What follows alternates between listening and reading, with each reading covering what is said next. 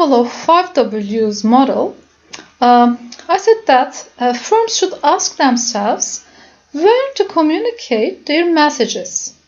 Here you can see very different classification of the media decisions, let's say promotion mix elements or marketing communication mix elements.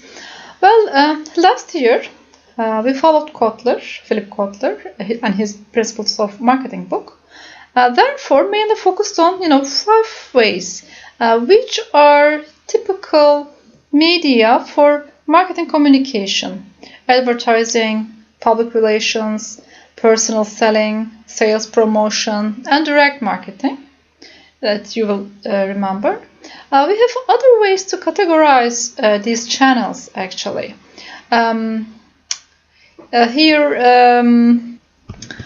Here we have 6 broad categories, which are advertising, sales promotion, personal communication, publicity and public relations, service delivery points, and corporate design.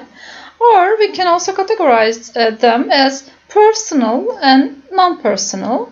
Personal channels, I didn't add, I guess. Personal channels are, for example, direct marketing and personal communications, personal sellings, etc. While non-personal or mass channels are mostly advertising, publicity, and so on. We can also divide these channels as traditional media and online media. And TV, printed versions, outdoor media are traditional channels. And online advertising, social media, mobile communications or advertising counted as online media. A firm should evaluate each of these channels and decide which one or which ones to choose according to its own resources, capabilities, their own needs. Not only by evaluating their own needs, firms also should take their audience's needs into account. Each media type has its own strengths and weaknesses and can be effective for a specific objective. So these decisions have to be made carefully. For example, non-personal mass media tend to be effective for creating awareness and positioning the service. On the other hand, personal communications can be highly effective for explaining complex service information, reducing risk perceptions, and persuading the consumer to buy the service. And remember, personal channels are always much more expensive, but provide you the chance to hit the bull's eye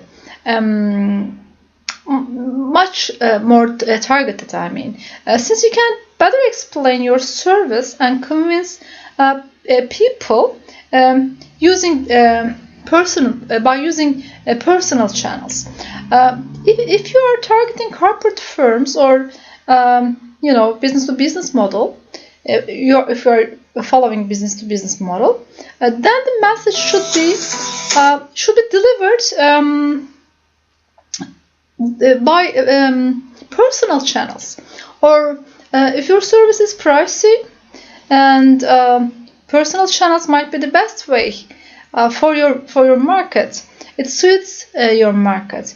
It is really important to be aware of pros and cons of the of each channel. And Servicescape, Türkçe'de hizmet çatısı diyoruz. We can basically define it as the impact of the physical environment on our responses. Servicescapes or the signs and other components of the environment can be used to manage or shape consumer behavior during the service encounter or during the purchase stage, when we are in the service environment, service place. Servicescapes, or let's say physical environment, physical evidence is also used for that term. Just facilitates, service processes. For example, by informing or encouraging the customers.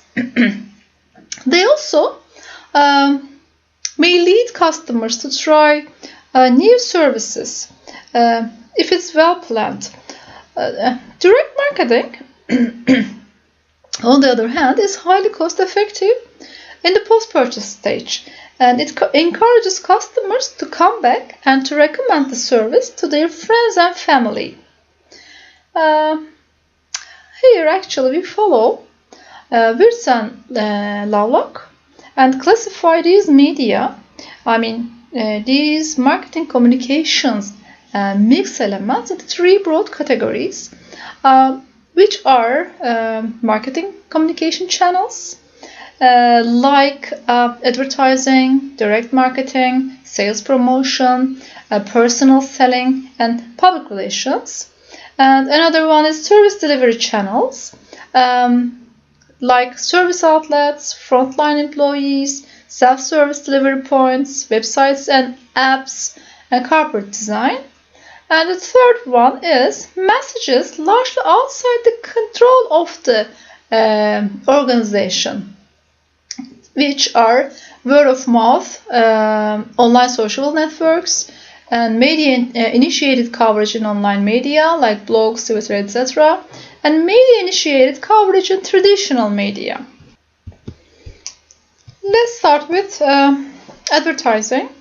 You will remember the three characteristics of advertising.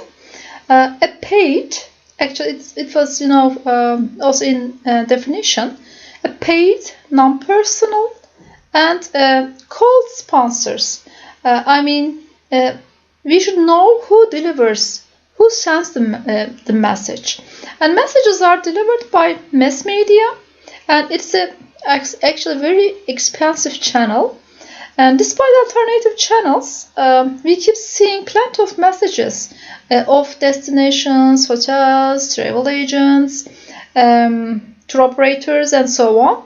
Not only on national but also on international TV channels.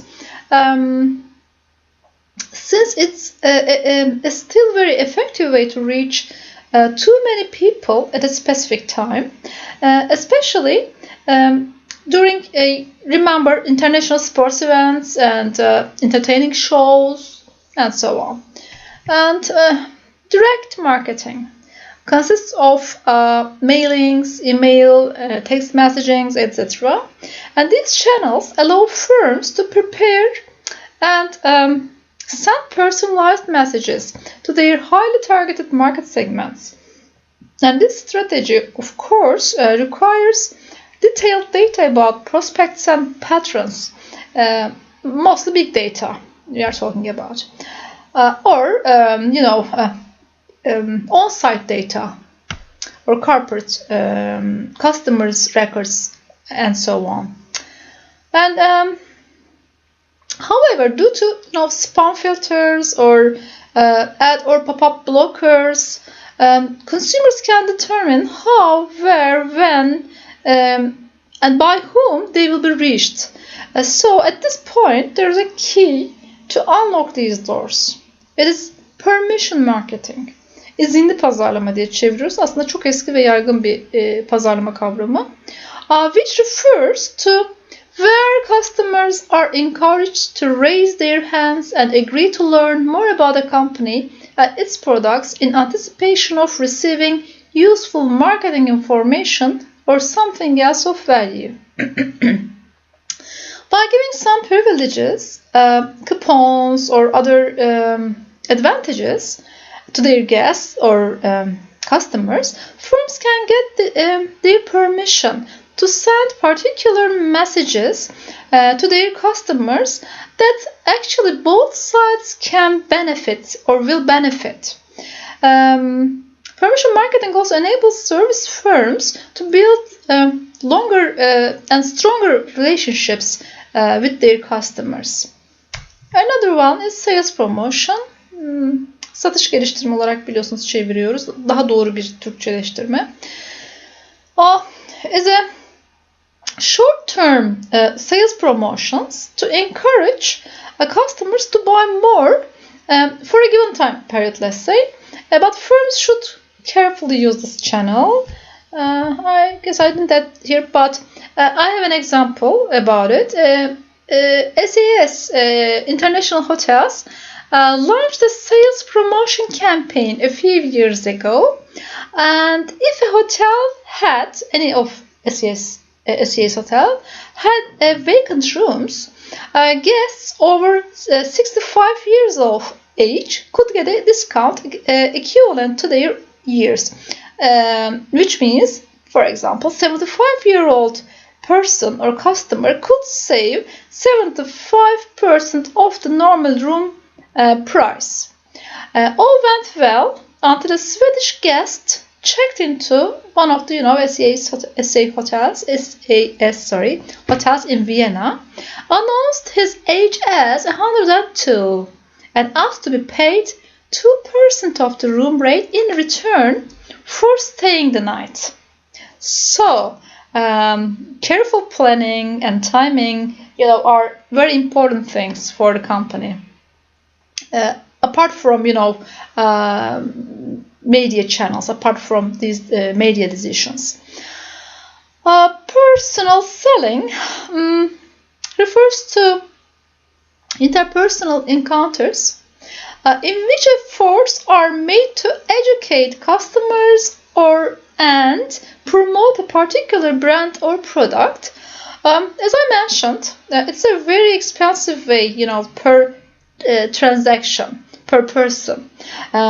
Its lower cost alternative is telemarketing, involving the use of telephone to reach prospects. But this can be disturbing most of the time. Another one is public relations or PR, with another name, involves efforts to stimulate positive interest in an organization and its products by sending out news releases, holding press conferences, staging special events, and sponsoring newsworthy activities put on by third parties. As you can understand from the definition, press releases, newsletters, and sponsorships are typical practices of PR activities. Well, this is all for this week. I will finish the topic next week. See you.